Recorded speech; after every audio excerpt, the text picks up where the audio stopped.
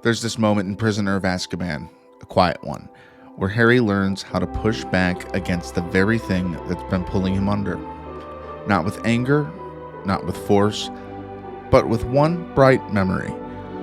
Today we're stepping into the trilogy where his world breaks open, softens, and starts to fight back. This is chapters 10 to 12, the Marauder's Map, the Firebolt, and the Patronus. Welcome back to Magic Muggle, a Harry Potter after show. This is your host, Eric Sequeira, aka Mr. Honest, and today we're covering one of the richest emotional runs in the entire early series. This trio of chapters forms a perfect arc. You can almost feel Rowling tightening the threads. Fear, protection, memory, mentorship, all rising towards something. Wands ready? Let's walk through. Chapter 10, The Marauder's Map. A good, fun chapter to start with. It's a long one, nearly 50 minutes in the audiobook. For those of you who don't remember or know, I listen to the audiobook and read along with it. I have ADD, many do, and that's my technique of not losing focus but being hyper tuned into the book. And it's just quite a fun experience. Jim Dale, the audiobook narrator, he does a great job on the voices. They are putting out right now, over the course of the next few months, full cast readings of the entire books on Audible, special, like almost movie level episodes. I love to read and listen to those, but they're doing it slowly, and we're a little bit ahead of that. So I'd recommend it to anyone who just wants a cool Harry Potter experience. The first one's available now on Audible. I'm not sponsored by them. It's just something I could tell you is kind of cool from what I've seen and heard. So yeah, like I said, it's about 50 minutes in this audio book, but it moves like really fast. It's where the emotional floor drops out from under Harry, and it's a big turning point in the story for Harry, mentally especially. What he finds out is that Sirius Black isn't just the escaped prisoner. He is the friend who betrayed his parents. Yeah, and you can hear the shift in Harry's heartbeat in about every line. He's not scared. He's angry, wounded, and suddenly connected to a betrayal he didn't even choose to inherit. Like many of us don't. If we I don't know if you've been betrayed, but it's not a fun thing.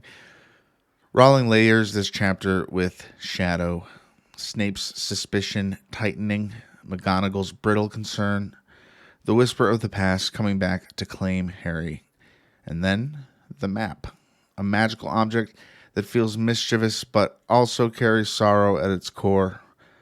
It's one of those immersive pieces of lore building in the whole series. I like how Fred and George just casually have the Marauder's Map. When everyone's going to Hogsmeade, it's a simple thing. Harry just wants to go to Hogsmeade too. He doesn't go there to find out this big truth, but you play a game. I was going to say you play stupid games, you get stupid results, but that's not what Harry was doing. I mean, you can't really blame him for wanting to go to Hogsmeade, but it's a little bit risky for him to be doing so, especially under the known circumstances that a major killer is after him and coming to get him. That doesn't stop Harry from wanting to go. And the Marauder's Map is so cool. I love it. It's one of those things that you can imagine from the movies if you've seen them immediately. And I think the movie did a great job of, from what I remember, of showing what they're describing in the book, which is a little tag on all the important people in the movie. I'm not sure how it chooses who to show on the map. Like, it knows where Dumbledore is, it knows where Filch and his cat are, Mrs. Norris, and shows passages out of the school to Hogsmeade. There's like four passages that Filch himself knows about, but there's 3 other ones that he doesn't. And one is under the Whomping Willow, which is devastating. It just ate Harry's broom. Harry does later realize that Sirius Black could know about one of these openings and tunnels, and it could be how he ever got into the school. It's pretty terrifying. Harry's just brave / a kid. He's not thinking, I need to stay safe in Hogwarts. That's kind of the mind of a coward, I'm assuming he thinks. And it's not like Harry's not the kind of person who calls people a coward. I don't think he beats himself up, but I think he's bigger. And let's just think about his journey from the beginning of the book to now. He took out Voldemort as a baby. He's known that since he became a wizard. Then he took out Voldemort again when he was attacking him with Professor Quirrell. And then he beat a giant snake with an epic sword in one of the most superhero level things I've ever seen, let alone in Harry Potter, and kills Tom Riddle, aka another version of Lord Voldemort. So he's a little bit confident in dealing with some of these forces, except for the Dementors. And he knows he can avoid the Dementors by taking this passage and, skipping right past them into Hogsmeade.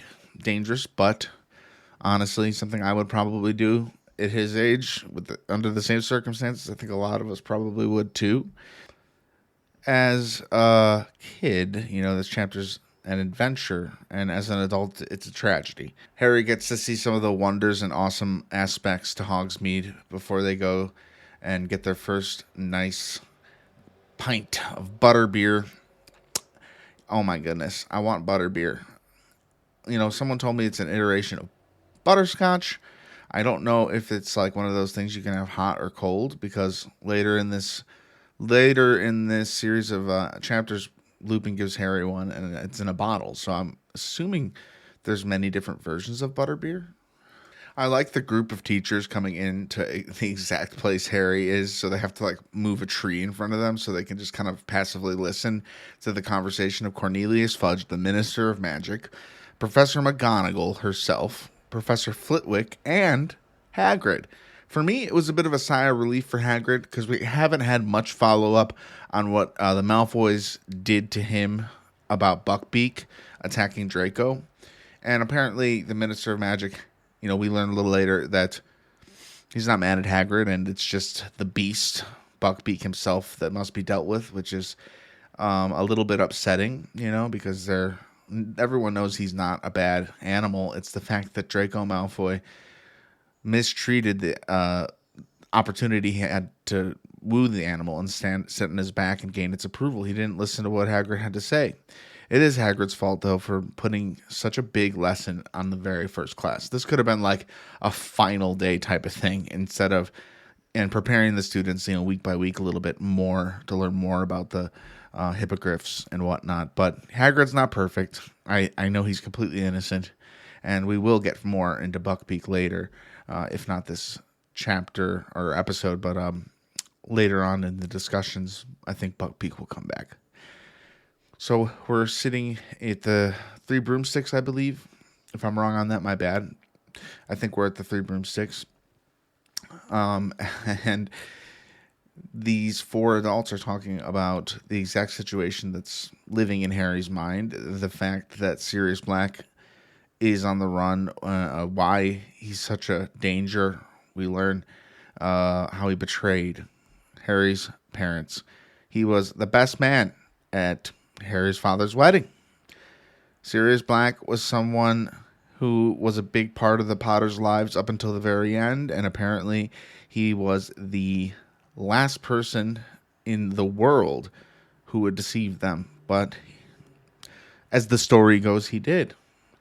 So that is honestly kind of a wrench in our happiness for Harry, as well as Harry being completely thrown off by this fact. And you just know, after everything is said and done, we hear the story firsthand from pretty much Cornelius Fudge, everything that happened.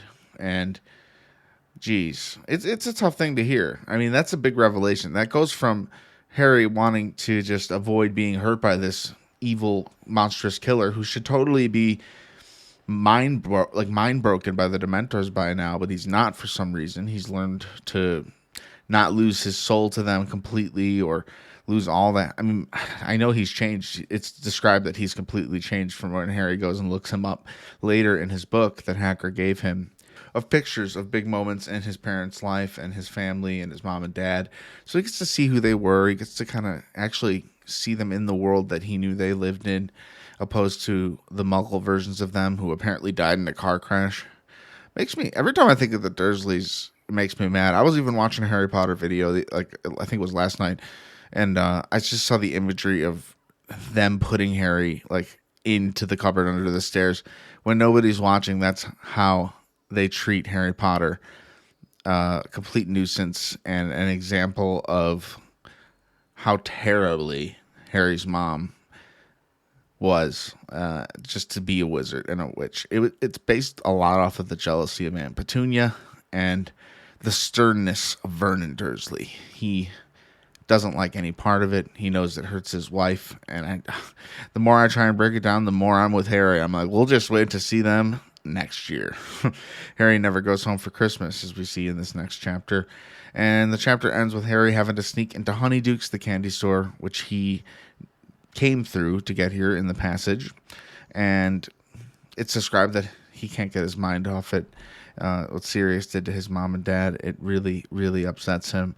And it would upset anyone. But Harry, it's a little bit risky. And I think it's going to, unfortunately, make Harry want to act more than sit back and hide in the castle. But that's what makes this book an adventure.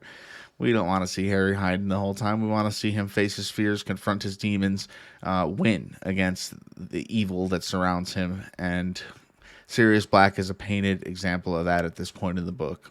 The way his world narrows to a single point of betrayal and a name he can't let go of. So let's move on to chapter 11, the Firebolt. This is an amazing yet a bit sad of a chapter. Not tragic, but a bit of a bummer, as you might say. From darkness to the warm glow of Christmas, this chapter feels like stepping into the Gryffindor common room at golden hour. The gifts, the snow, the warmth, and right in the middle of it, the Firebolt. The thing is, I love Christmas at Hogwarts. I like how the Harry Potter, J.K. Rowling, she implements Christmas in almost every book, and the holidays, most of the holidays, like Halloween, in most of the books. And sometimes they're, at the feast, like in the first one, and then the troll shows up. Something big kind of always happens. But for the holidays, it's always kind of a reflective time for Harry. The holidays in his first book was going and sneaking out to see the Mirror of Erised, which I didn't know until super recently that Erised is desire spelled backwards. I think that is so cool. I've been a Harry Potter fan my whole life. I did not know that. And maybe I'm like a complete noob for missing that fact. But I thought it was awesome when I recently learned it. It was in discussion with one of my friends. I don't remember specifically, but wow. That's a great little detail. I've always just thought Mirror of Erised. Never thought it was desire backwards. Never struck my mind, not once. But back to the morning of Christmas and that warm glow of the Gryffindor common room, the Firebolt just being the ultimate gift, not a broom, not a toy, a miracle. Something Harry desperately wants and desperately needs. We just saw his Nimbus 2000 be eaten and destroyed and spit back out by the Whomping Willow. A little revenge for crashing a car into it at the beginning of last school year. From Harry's point of view, he's drowning right now, so he needs this. Because there's Dementors. The last memory of his mother screaming keeps going over in his head when he sees the Dementors, but now after, because he's forced and burdened to remember it. His broom shattered. The betrayal of Sirius. Oh, man. And feeling powerless at every turn. I can relate to that. It's not fun to feel powerless at every turn. There's times in all of our lives where things just get out of our hands, and one of the most comfortable things to have is control in your life. So this broom overall is a win. It's a lifeline. A reminder that he isn't just the boy who lost. He's the boy who can still gain. And then Hermione. Here comes the real adult reader moment, right? As a kid, Hermione feels like the fun police. But as an adult, she's the only one thinking clearly. An anonymous package during an active threat addressed to the most hunted kid at Hogwarts, containing an item that could kill him midair if tampered with. She risked Harry's anger, Ron's anger, social backlash, and looking uncool. But she'd rather have Harry be safe than happy for one afternoon before he gets thrown off the broom and killed because it's hexed by someone who's trying to kill him. It didn't have a from Sirius Black on it. If it was from Sirius, it didn't. Whoever gave it to him would probably be smart to put their name on it so he knew it was safe. They go through all the people it could be, but likely none of them. Hermione's most likely correct. I'm not going to go too far into it at this point, but He does get it back next chapter, and it's been messed with a lot by Professor Flitwick and teachers to see if it's been hexed. So they took it apart, top to bottom, checked it, inspected it, and apparently it was good to go. So that is really exciting. And next week we're going to get to see him use it and hopefully kick some butt against Ravenclaw in the chapter Ravenclaw versus Gryffindor. But before that, I want to talk a little bit about my childhood reaction to this moment versus the adult reaction flipped. My empathy for Hermione has grown so much. I think she made such a wise choice. Even before I remembered that she did that, when I did, I could remember the thought of, why is Hermione doing this to Harry? He just got something he finally wanted, and it's so cool. Even us, like we've seen Harry react to the Firebolt in one of the early chapters when he's walking around Diagon Alley. He has a few weeks to kill, and he's just visiting shops, and he sees the Firebolt. He could have bought it, but he didn't want to waste his whole fortune on a broom. He didn't want to get in the habit of overspending. A very adult thing of Harry to do, in my opinion. But yeah, as an older reader now, I'd like to say that Hermione was very smart and caring and being a serious best friend, looking over and outward the perspective of Harry and Ron and anyone else who might think, why would you do this to Harry when he needs it? It's because Harry doesn't deserve to die, and she's not going to let him fall right into somebody's trap. She's smarter than that, clearly, and she is, even though she's wrong, she's right to do this. She's completely in the right. So let's get into chapter 12, the Patronus. This chapter is where Harry starts moving from survival to agency, but it's not triumphant. It's shaky, vulnerable, sweaty, fainting on the floor growth. Harry doesn't summon the perfect stag. He doesn't become a prodigy overnight. He barely produces a wisp of silver. And Lupin does note, throughout this process of him learning the Patronus, and I always forget it's Expecto Patronum, but the spell is called the Patronus spell. It's hard for grown wizards to do this spell. This is advanced magic here. This is what starts to set Harry apart. This is where winning stops being luck for Harry, and it starts to become something he's prepared to do for self-defense. He is learning how to conquer a spell to save himself from future possible disturbances from the Dementors. Because there's something weird about the Dementors, and it's almost like they shouldn't even be guarding the prison, but they just want to put the grossest, foulest creatures, to keep a tab on them. I'm guessing Cornelius Fudge or the wizarding police and world want to keep a tab on the Dementors, so they say, here, you can just take all the happiness out of these prisoners from our world and have with them, but you stay away from our people. I don't know. That's like my imagination on like why they have the Dementors involved so like thoroughly. Lupin is mentioned always being kind of like a little exhausted, tired. I imagine he's a bit sweaty. I don't know. Lupin's always kind of going through something. And the fact that Snape's bringing him potions and whatnot, it does make Harry and crew question what's going on with Lupin, even though Hermione says, isn't it obvious? And they shrug. They listen to Hermione is the moral of these three chapters, is one of them at least, because I think Hermione knows what's going on with Lupin, and they don't find out until much later. Well, not much later. We're pretty much halfway through the book already. I can't believe it. But Harry, let's get back to the Patronus practice. Harry is fainting and he struggles and he hears his mom, and then he even hears his dad pleading for his wife to get out of here, and he'll fight Voldemort while Harry and his mom escape, but that's not how it goes down. And Harry is traumatized, yet he can't stop listening. And he needs to tell himself, I can't continue to try and listen to my parents, or I will keep fainting and I will keep falling down and I won't be able to play Quidditch. And that's why Lupin is patient and quiet and steady with Harry during this. He teaches him something no adult has taught him before. The fact that you can face what scares you and push back. They use a Boggart. They have a Boggart Dementor. It does the same thing apparently to Harry. Has the same effect on him. So the Boggart's a very interesting creature. It was living in Filch's office, by the way, so I don't know what Filch was seeing, but I guess Filch isn't even haunted by his own nightmares that much that would be shown to him by the Boggart hiding in there. Maybe Filch is just the type of guy that the Boggart likes to room with or something like that. He's like, all right, I'll just stay with this guy. I'm not going to scare him. I just want to sleep in this cupboard. I don't know if it's described what the Boggart even looks like when it's not in the form of someone's worst fear. So the thing that Harry has to do to summon a Patronus, it's not super magical, this ingredient. It's not by rule breaking, but it's by hope. A single bright memory, happy moments from his past, like when he first became a wizard or when he first rode a broom. Just a good memory while he is casting this spell. And this is where the emotional arc of these chapters kind of snap into place.